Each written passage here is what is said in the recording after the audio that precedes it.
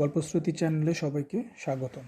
আজকে আমরা মোহাম্মদ জাফর ইকবালের সায়েন্স ফিকশন ছোট গল্প টানেল শুনব। এটি অনুরণ গোলক গল্পের বই থেকে নেওয়া হয়েছে, যেটি বিদ্যা প্রকাশ প্রকাশনী 2008 সালে প্রকাশিত করেছিল। চলুন তাহলে শোনা যাক সায়েন্স ফিকশন ছোট গল্প টানেল। অবজারভেশন টাওয়ারটি খাড়া উপরে উঠে গেছে। স্বচ্ছ কোয়ার্জে ঢাকা বৃত্তাকার ছোট ঘরটি থেকে তাকালে নিচে মেঘ এবং দূরে পাহাড়ের সারি চোখে পড়ে। এরকম সময় মাইলারের একটি স্ক্রিন মহাকাশে খুলে দেওয়া হয়। সূর্যের আলো প্রতিফলিত হয়ে সেখান থেকে এলাকায় একটি কৃত্রিম জ্যোৎস্নার আলো ছড়িয়ে পড়ে। সেই আলোতে চারিদিকে এক ধরনের অতি প্রাকৃতিক দৃশ্য ফুটে উঠেছে। বিপা মুগ্ধ চোখে সেদিকে তাকিয়ে থেকে নরম গলায় বলল, কি সুন্দর, তাই না? রিশ তার কথার উত্তর না দিয়ে অন্যমনস্ক চোখে দূরে যেখানে তাকিয়েছিল সেখানেই তাকিয়ে রইল। বিপা আহত গলায় বলল, তুমি আমার কথা শুনছ না? রিশ বলল, শুনছি। বিপা বলল, তাহলে কথার উত্তর দিচ্ছ না কেন? রিশ বলল, এই তো দিচ্ছি। বিপা বলল, এটা কি উত্তর দেওয়া হলো? আমি যদি বলি ইস কি সুন্দর, তাহলে তুমিও বলবে ইস কি সুন্দর। রিশ বিপার ছেলে মানুষই মুখের দিকে খানিকক্ষণ তাকিয়ে থেকে হেসে বলল, ঠিক আছে, এখন থেকে বলবো। বিপা বলল, সত্যি? রিশ বলল, সত্যি। বিপার মুখটি আনন্দে ঝলমল করে উঠল। সে রিশের হাত শক্ত করে ধরে রেখে বলল, আজ এখানে এসে আমার কি যে ভালো লাগছে। এই হাসি খুশি মেয়েটার জন্য রিশ তার বুকের ভিতর এক ধরনের গভীর ভালোবাসা অনুভব করে। সে তার মাথায় হাত দিয়ে সোনালি চুলগুলোকে এলোমেলো করে দিয়ে বলল, আমারও খুব ভালো লাগছে। বিপা হাসি মুখে বলল, এই তো তুমি কথা বলা শিখে গেছ। রিশ বলল, সব কিছু খুব তাড়াতাড়ি শিখিনি। এখন বিশ্বাস হলো? বিপা মাথা নাড়ে, হলো। রিশ আর বিপা হাত ধরাধরি করে বৃত্তাকার অবজারভেশন টাওয়ারটি একবার ঘুরে আসে। তাদের মতো আরও অনেকে এসেছে। সবচেয়ে একদিন মাইলারের এই স্ক্রিনটা খুলে কৃত্রিম জ্যোৎস্না ছড়িয়ে দেওয়া হয়। সেদিন এই বিচিত্র জ্যোৎস্নার মায়াময় দৃশ্য দেখার জন্য অনেক দূর দূরান্ত থেকে এই টাওয়ারে সবাই এসে জড়ো হয়। কোয়ার্টজের জানালায় হেলান দিয়ে সবাই বাইরে তাকিয়ে আছে। তাদের মাঝে ধীরে ধীরে পা ফেলে হেঁটে যেতে যেতে বিপা বলল, আজকে আমরা সারা রাত এখানে থাকব। রিশ হাসি মুখে বলল, ঠিক আছে, থাকব। বিপা বলল, সারা রাত আমরা কথা বলবো। রিশ বলল, কি নিয়ে কথা বলবো? বিপা বলল, কত কি বলার আছে আমার। কোথায় বিয়ে হবে আমাদের, কোথায় যাব বেড়াতে, কতজন বাচ্চা হবে আমাদের, তার মাঝে কতজন হবে ছেলে, কতজন মেয়ে। তুমি কি কখনো আমাকে কথা বলার সময় দাও? রিশ বলল, এই তো দিচ্ছি। বিপা বলল, ছাই দিচ্ছ। তোমাকে কতবার বলে শেষ পর্যন্ত আজ একটু সময় দিলে। রিশ একটা নিঃশ্বাস ফেলে অপরাধীর মতো বলল, আসলে খুব বড় একটা এক্সপেরিমেন্ট দাঁড় করছি আমরা। স্পেস টাইমের উপর বিজ্ঞানী রিসানের একটি সূত্র আছে, সেটা প্রথমবার আমরা পরীক্ষা করে দেখছি। এটা যে কত গুরুত্বপূর্ণ এক্সপেরিমেন্ট সেটা তুমি কল্পনাও করতে পারবে না। আমি কল্পনা করতে চাইও না। রিশ বলল, আমি যেটা করতে চাইছি সেটা যদি করতে পারি, দেখবে সারা পৃথিবীতে হইচই পড়ে যাবে। বিপা বলল, চাই না আমি কোনো হইচই। রিশ বলল, কি চাও তুমি? বিপা বলল, আমি চাই তুমি সারাক্ষণ আমার পাশে থাকবে। রিশ শব্দ করে হেসে উঠল এবং ঠিক তখন বুঝতে পারল তার পকেটের কমিউনিকেশন মডিউলটি একটি জরুরি সংকেত দিতে শুরু করেছে। কেউ একজন তার সাথে যোগাযোগ করার চেষ্টা করছে। রিশ চোখের কোণা দিয়ে বিপাকে এক নজর দেখে পকেট থেকে ছোট্ট কমিউনিকেশন মডিউলটি বের করলো। সাথে সাথে বিপার চোখ মুখ এক ধরনের আশাভঙ্গের ছাপ পড়ল। সে আহত গলায় বলল, তুমি এখন এটিতে কথা বলবে? রিশ অপরাধীর গলায় বলল, আমাকে একটু কথা বলতে হবে বিপা, নিশ্চয়ই খুব জরুরি। খুব জরুরি না হলে 7 মাত্রায় যোগাযোগ করতো না। বিপা কিছু বলল না, কিন্তু তার মুখে আশাহত হওয়ার ছাপটি খুব স্পষ্ট হয়ে ওঠে। অনুভূতির তারতম্যগুলো বিপার মুখে খুব সহজেই ধরা পড়ে যায়। রিশ যোগাযোগ মডিউলটির সুইচ স্পষ্ট করতে একজন মধ্যবয়স্ক মানুষের চেহারা স্পষ্ট হয়ে আসে। মানুষটি উত্তেজিত গলায় বলে, রিশ, যে চতুষ্কোণ ক্ষেত্রে শক্তি সংকোচন করা হয়েছিল সেখানে সময় ক্ষেত্র ভেদ করা হয়েছে। রিশ লাফিয়ে উঠে দাঁড়ালো, কি বলছো তুমি? লোকটি বলল, হ্যাঁ, পরিষ্কার দেখা যাচ্ছে একটি চতুষ্কোণ জায়গা, আলো প্রতিফলিত হয়ে আছে একটি আয়নার মতো। রিশ বলল, সত্যি? লোকটি বলল, সত্যি। কতক্ষণ রাখতে পারবো জানি না, প্রচণ্ড শক্তি ক্ষয় হচ্ছে, তুমি তাড়াতাড়ি চলে আসো। রিশ বলল, এখনই আসছি আমি, এখনই। রিস যোগাযোগ মডিউলটি বন্ধ করে হতচকিতের মতো বিপার দিকে তাকালো। তাকে দেখে মনে হচ্ছে সে এখনও বিশ্বাস করতে পারছে না। তার চোখ চকচক করতে থাকে। কাপা গলায় বলল, শুনেছ বিপা, শুনেছ? বিপা নীল চোখ তখনও একটি বিষণ্ণ আশাভঙ্গের ছাপ। সে মৃদু গলায় বলল, শুনেছি। রিস বলল, আমাকে যেতে হবে বিপা, আমাকে এখনই যেতে হবে। বিপা বলল, যাও। রিস, এটা অনেক একটা বড় ব্যাপার বিপা, অনেক বড় ব্যাপার। রিশানের সূত্রকে প্রমাণ করা হয়েছে। প্রথমবার স্পেস টাইম কমিনিউমের একটি টানেল তৈরি করা হয়েছে। সেই টানেল দিয়ে ভিন্ন সময় কিংবা ভিন্ন অবস্থানে চলে যাওয়া যাবে। চিন্তা করতে পারো? বিপা কোনো কথা বলল না। চলো বিপা, তোমাকে বাসায় পৌঁছে দিই। বেপে একটি নিঃশ্বাস ফেলে বলল, তুমি যাও রিস, আমি এখানে আরও কিছুক্ষণ থাকি। আমি নিজে নিজে বাসায় চলে যাব। রিস নিচু হয়ে তার হাত স্পর্শ করে একরকম ছুটে বের হয়ে গেল। বিপা মাথা ঘুরিয়ে জানালা দিয়ে বাইরে তাকালো। কোয়ার্জের জানালা দিয়ে এখনও দূরে মেঘ আর পাহাড়ের সারি দেখা যাচ্ছে। কৃত্রিম জ্যোৎস্নার আলোতে এখনও সবকিছু কি অপূর্ব মায়াময় দেখাচ্ছে। বিপা অন্যমনস্কভাবে সেদিকে তাকিয়ে থাকে। তার বুকের মাঝে একটি অভিমান এসে ভর করছে। কার উপরে এই অভিমান সে জানে না। ধীরে ধীরে তার চোখে পানি এসে যায়। দূরের বিস্তীর্ণ মেঘ আর নীল পাহাড়ের সারি অস্পষ্ট হয়ে আসে। বিপা সাবধানে হাতের উল্টো পিঠ দিয়ে তার চোখের পানি মুছে ফেলল। রিস একজন অসাধারণ বিজ্ঞানী, আর সে খুব সাধারণ একজন মেয়ে। কে জানে, সাধারণ মেয়েদের বুঝি অসাধারণ বিজ্ঞানীদের ভালোবাসতে হয় না? তাহলে বুঝি তাদের এরকম একাকী নিঃসঙ্গ হয়ে বেঁচে থাকতে হয়। রিস দরজা খুলে ভেতরে ঢুকতেই তার দিকে কয়েকজন ছুটে এলো। মধ্যবয়স্ক টেকনিশিয়ানটি উত্তেজিত গলায় বলল, শক্তিক্ষেত্রে প্রচুর চাপ পড়ছে রিস, কতক্ষণ ধরে রাখতে পারবো জানি না। রিস হাঁটতে হাঁটতে উত্তেজিত গলায় বলল, সেটা নিয়ে চিন্তা করো না, একবার যখন হয়েছে আবার হবে। টানেলটা কত বলো? টেকনিশিয়ানটি বলল, 1 মিটার থেকে একটু ছোট।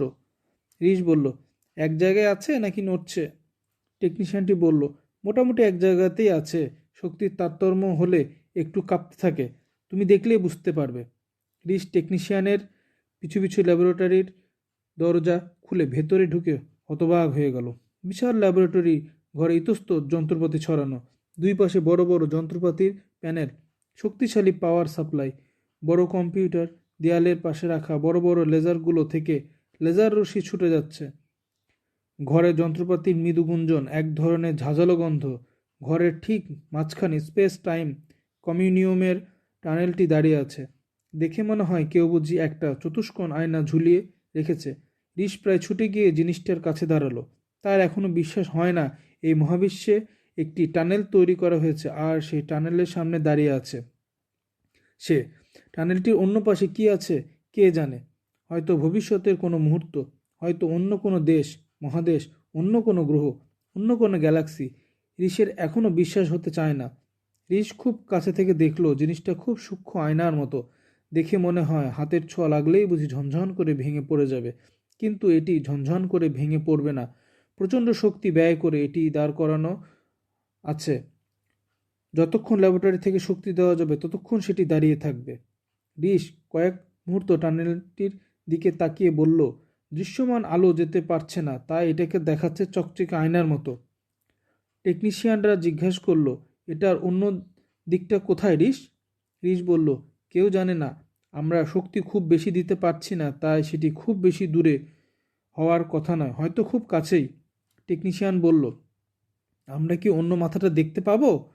রিস বলল, যদি একই সময়ে হয়ে থাকে নিশ্চয়ই দেখব, কিন্তু সময়ের মাত্রায় যদি এটি অন্য কোথাও এসে থাকে তাহলে তো এখন দেখা যাবে না। যখন সেই সময় এসে হাজির হবে তখন দেখব। রিসের কাছাকাছি আরও কিছু মানুষ এসে ভিড় জমায়। অন্য বিজ্ঞানীরা, অন্য টেকনিশিয়ানরা সবাই উত্তেজিত গলায় কথা বলতে থাকে। কম বয়সী একটি মেয়ে জিজ্ঞাসা করলো, টানেলটার অন্য মাথায় কোথায় সেটা জানার কোনো উপায় নেই? রিস বলল, আছে, উপায় আছে। অনেক দীর্ঘ একটা হিসাব নিকাশ করার ব্যাপার আছে। পুরোটা কিভাবে করতে হবে সেটা এখনও কেউ ভালো করে জানে না। যখন সেটা জানা যাবে তখন আগে থেকে বলে দেওয়া যাবে এই টানেলটা দিয়ে কোথায় যাওয়া যাবে। মেয়েটি হাতে একটি স্ক্রুড্রাইভার ছিল, সেটি দেখিয়ে বলল, আমি যদি স্ক্রুড্রাইভারটা এখানে ছুঁড়ে দিই তাহলে কি হবে? রিস হেসে বলল, এটা টানলে গিয়ে অন্য মাথা দিয়ে বের হয়ে যাবে। মেয়েটি চোখ বড় বড় করে বলল, সত্যি ছুঁড়ে দিয়ে দেখব? রিস মাথা নেড়ে বলল, দেখো। মেয়েটি স্ক্রুড্রাইভারটা চকচকে ঝকঝকে আয়নার মতো চতুষ্কোণ টানেলটার মুখে ছুঁড়ে দিল। সবার মনে হলো ঝনঝন করে বুঝি সেটা ভেঙে পড়বে, কিন্তু সেটা ভেঙে পড়ল না। স্ক্রুড্রাইভারটা একটি অদৃশ্য দেয়ালে বাধা পেয়ে যেন ফিরে এলো। পানির মাঝে ঢিল ছুড়লে যেরকম একটি তরঙ্গের জন্ম হয়, চতুষ্কোণ আয়নার মতো জিনিসটার মাঝে ঠিক সেরকম একটি তরঙ্গ ছড়িয়ে পড়ল। রিস মেঝে থেকে স্ক্রুড্রাইভারটা তুলে মেয়েটার হাতে দিয়ে বলল, আরও জোরে ছুটতে হবে। টানেলটার মুখে পৃষ্ঠটানের মতো একটা ব্যাপার আছে, জোরে না ছুড়লে সেটি ভেদ করে ভিতরে ঢুকে যাওয়ার উপায় নেই। মেয়েটি এবার স্ক্রুড্রাইভারটি হাতে নিয়ে গায়ের জোরে ছুঁড়ে দিল। সত্যি সত্যি সেটি আয়নার মতো পর্দাটির মাঝে ঢুকে গেল এবং হঠাৎ করে সাত করে শুষে নেবার মতো একটি শব্দ হলো এবং পুরো স্ক্রুড্রাইভারটিকে যেন অদৃশ্য কিছু একটা টেনে ভিতরে নিয়ে গেল। ব্যাপারটি দেখে ল্যাবরেটরি ঘরে যারা দাঁড়িয়ে ছিল সবাই একই সাথে বিস্ময়ের মতো একটি শব্দ করল। রিস উত্তেজিত গলায় বলল, দেখেছ, এর মাঝে শক্তির পার্থক্যের একটা ব্যাপার আছে। সহজে জিনিসটা ভেতরে যেতে চায় না, কিন্তু একবার ঢুকে গেলে কিছু একটা টেনে নিয়ে যায়, ঠিক যেরকম রিশানের সূত্রে বলা হয়েছিল। কমবয়সী একজন তরুণ এক পা এগিয়ে এসে বলল, এর মাঝে কি কোনো বিপদ আছে? রিস বলল, কীরকম বিপদ? তরুণটি বলল, যেমন মনে কর এই টানেলটা দিয়ে সব কিছু টেনে বের করে নিয়ে গেল অন্য কোথাও, নিয়ন্ত্রণের বাইরে অন্য কিছু ঘটে গেল, পুরো জগৎ বিশ্ব ব্রহ্মাণ্ড অদৃশ্য হয়ে গেল। রিস হেসে বলল, না, এই টানেল তৈরি করা হয়েছে ল্যাবরেটরির শক্তি দিয়ে। এই টানেল দিয়ে ছোটোখাটো জিনিস 100-200 কিলোগ্রাম এদিক সেদিক করা যাবে, তার বেশি কিছু নয়। তরুণটি বলল, তার মানে এই পুরো জগৎটিকে শুষে নেবার কোনো ভয় নেই? রিস বলল, না, শক্তির নিত্যতার সূত্র যদি সত্যি হয় তার কোনো ভয় নেই। কমবয়সী মেয়েটি এগিয়ে এসে বলল, আমার স্ক্রুড্রাইভার কি টানেলের অন্য মাথা দিয়ে এতক্ষণ বের হয়ে গেছে? রিস হেসে বলল, আমার তাই ধারণা। মেয়েটি বলল, কেউ কি সেটা দেখতে পেয়েছে? রিস বলল, কেমন করে বলি? হয়তো দেখেছে, হয়তো দেখেনি। মেয়েটি আরেকটা কি কথা বলতে যাচ্ছিল, মধ্যবয়স্ক টেকনিশিয়ান বাধা দিয়ে বলল, আমাদের হাতে বেশি সময় নেই। পাওয়ার সাপ্লাই যেটুকু শক্তি দেবার কথা তার থেকে অনেক বেশি টেনে নেওয়া হয়েছে, পুরোটা ওভারলোডেড হয়ে আছে। আর যদি কিছু দেখার না থাকে তাহলে বন্ধ করে দেওয়া উচিত। রিস বলল, এক সেকেন্ড, আমি একটা জিনিস পরীক্ষা করে নিই। টেকনিশিয়ান জিজ্ঞেস করলো, কি পরীক্ষা করবে? রিস বলল, টানেলটার উপরে যে শক্তির স্তরটি আছে সেটি কতটুকু একটু পরীক্ষা করে দেখি। রিস আশেপাশে তাকিয়ে একটি বড় রেঞ্জ হাতে নিয়ে এগিয়ে এলো। পর্দাটির উপর যেটি দিয়ে স্পর্শ করতেই তরল পদার্থটি যেরকম একটি ঢেউ ছড়িয়ে পড়ে সেভাবে ঢেউ ছড়িয়ে পড়ল। রিস রেঞ্জটি দিয়ে আবার আলতোভাবে আঘাত করল, তখন আরেকটু বড় তরঙ্গ ছড়িয়ে পড়ল। রিস এবার রেঞ্জটা হাতে নিয়ে বেশ জোরে মসৃণ আয়নার মতো দেখতে অংশটুকুর উপর আঘাত করতে সেটি ফুটো করে রেঞ্জটি ভেতরে ঢুকে যায় এবং সাত করে একটি শব্দ হয়ে পুরো রেঞ্জটিকে অদৃশ্য কিছু একটা যেন টেনে ভেতরে নিয়ে যায়। এবং কিছু বোঝার আগেই রিসের হাতটাও কবজি পর্যন্ত ভেতরে ঢুকে গেল। রিস তার হাতে এক ধরনের তীক্ষ্ণ যন্ত্রণা অনুভব করে এবং একটা আর্তচিৎকার করে সে তার হাতটা টেনে বের করতে গিয়ে আবিষ্কার করে তার হাতটাকে সে টেনে বের করতে পারছে না। তার হাতটা কোথায় যেন আটকে গেছে। শুধু আটকে যায়নি, অদৃশ্য একটা জিনিস তার হাতটাকে টেনে নেওয়ার চেষ্টা করছে। আশেপাশে যারা দাঁড়িয়েছিল তারা সবাই ভেবেছিল রিস টেনে তার হাতটাকে বের করে আনবে, এবং যখন দেখলো সে বের করে আনছে না তখন হঠাৎ করে সবাই বুঝতে পারলো সে তার হাতটাকে বের করতে পারছে না। সবার মুখে একটা আতঙ্কের ছায়া পড়ল এবং সবার আগে টেকনিশিয়ান ছুটে গিয়ে তার হাতটা ধরে টেনে বের করার চেষ্টা করলো। রিস যন্ত্রণা চিৎকার করে বলল, পারবে না, বের করতে পারবে না। টেকনিশিয়ান ফ্যাকাশে মুখে বলল, কেন পারবো না? রিস বলল, টানেলের অন্য পাশে নিশ্চয়ই ভবিষ্যৎ। আমার হাতটা নিশ্চয়ই ভবিষ্যতে চলে গেছে। ভবিষ্যৎ থেকে কিছু অতীতে আসতে পারে না। টেকনিশিয়ান বলল, তাহলে? রিস বলল, হাতটা কেটে ফেলতে হবে। ঘরের সবাই শিউরে উঠল। টেকনিশিয়ান আতঙ্কিত গলায় বলল, কেটে ফেলতে হবে? রিস বলল, হ্যাঁ, আর কোনো উপায় নেই। কেউ একজন ছুটে যাও, একটা ইলেকট্রিক চাকু নিয়ে এসো। ছুটে যাও। সত্যি কেউ ছুটে যাবে কিনা বুঝতে পারছিল না। একজন ছুটে ঘরের জরুরি বিপদ সংকেত লাল সুইচটা চেপে ধরল এবং সাথে সাথে একটি লাল আলো জ্বলতে জ্বলতে তীক্ষ্ণ বিপদ সংকেত বাজতে শুরু করে। টেকনিশিয়ান কি করবে বুঝতে না পেরে আবার রিসকে জাপটে ধরে টেনে আনতে চেষ্টা করে। ফিনফিনে আয়নার মতো পাতলা পর্দাটি হঠাৎ যেন পাথরের দেয়ালের মতো শক্ত হয়ে গেছে। রিসের মুখে বিন্দু বিন্দু ঘাম জমে ওঠে এবং সে প্রচণ্ড যন্ত্রণায় চিৎকার করে ওঠে, ছেড়ে দাও, ছেড়ে দাও আমাকে। টেকনিশিয়ান রিসকে ছেড়ে দিতেই সে হুমড়ি খেয়ে আরও খানিকটা ভেতরে ঢুকে গেল। সবাই আতঙ্কে নিঃশ্বাস বন্ধ করে দেখতে পেল কোনো একটা অদৃশ্য শক্তি যেন তাকে ভেতরে টেনে নেবার চেষ্টা করছে। রিস প্রাণপণে নিজেকে ধরে রাখার চেষ্টা করছে, কিন্তু পারছে না। একটু একটু করে সে ভেতরে ঢুকে যাচ্ছে। কেউ একজন রক্ত শীতল করা শব্দে আর্তনাদ করে ওঠে। তার মাঝে রিস তার আরেকটা হাত ব্যবহার করে নিজেকে বাঁচানোর চেষ্টা করতে যায়, আর হঠাৎ করে সে আত্মা ভেতরে ঢুকে যায়। হঠাৎ করে অদৃশ্য একটা শক্তি দ্বিগুণ জোরে তাকে ভেতরে টেনে নিতে থাকে এবং সবাই দেখল সে আস্তে আস্তে ভেতরে ঢুকে যাচ্ছে। কি করবে কেউ বুঝতে পারে না। চারিদিক থেকে মানুষ ছুটে আসছে এবং তার মাঝে সবাই দেখতে পায় রিস স্বচ্ছ আয়নার মতো একটি জিনিসে ঢুকে যাচ্ছে। প্রথমে আস্তে আস্তে, তারপরে আরও জোরে, এবং হঠাৎ কিছু বোঝার আগে প্রচণ্ড শক্তিতে কেউ যেন তাকে টেনে একটি গহ্বরে ঢুকিয়ে নিয়ে গেল। একটু আগে যেখানে রিস দাঁড়িয়ে ছিল সেখানে কেউ নেই। চকচকে আয়নার মতো জিনিসটার মাঝে শুধু একটি তরঙ্গ খেলা করতে থাকে।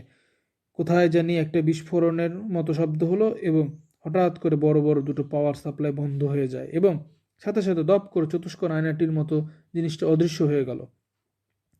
ল্যাবরেটরি ঘরে সবাই পাথরের মূর্তির মতো দাঁড়িয়ে থাকে। তাদের কারো বিশ্বাস হচ্ছে না রিস স্পেস টাইমের বিশাল এক জগতের কোথাও চিরদিনের জন্য হারিয়ে গেছে। রিস শক্ত একটি মেঝেতে আছাড় খেয়ে পড়ার সাথে সাথে সব শব্দ যেন মন্ত্রের মতো থেমে গেল। শক্তিশালী পাওয়ার সাপ্লাইয়ের গুঞ্জন ছিল, ইমার্জেন্সি সংকেতের তীক্ষ্ণ শব্দ ছিল, ভয় পাওয়া মানুষের আর্তনাদ ছিল। হঠাৎ করে কোথাও কিছু নেই, চারদিকে সুমসাম নীরবতা। একটু আগে শরীরে যে প্রচণ্ড যন্ত্রণা ছিল সেই যন্ত্রণাও হঠাৎ করে চলে গেছে। বুকের মাঝে হৃৎপিণ্ডটি শুধু এখনও প্রচণ্ড শব্দ করে ধকধক করে যাচ্ছে। রিস উঠে বসতেই তার পায়ে কি একটা লাগলো। তুলে দেখে একটা ছোট স্ক্রুড্রাইভার, একটু আগে যেটাকে টানেলের মাঝে দিয়ে ছুড়ে দেওয়া হয়েছিল। রিস মাথা তুলে তাকালো। স্পেস টাইম কমিউনিয়ামের টানেল দিয়ে সে এখানে এসে পড়েছে, কিন্তু টানেলটির মুখটা সে দেখতে পাচ্ছে না। এতক্ষণে নিশ্চয়ই বুঝে গিয়েছে। রিস উঠে দাঁড়িয়ে মাথা তুলে তাকালো। জায়গাটা আবছা অন্ধকার। একটু আগে ল্যাবরেটরির তীব্র চোখ ধাঁধানো আলো থেকে হঠাৎ করে এই আবছা অন্ধকারে এসে প্রথমে সে ভালো করে কিছু দেখতে পায় না। একটু পরে আস্তে আস্তে তার চোখ সয়ে এলো। মস্ত বড় একটি হলঘরের মতো জায়গা।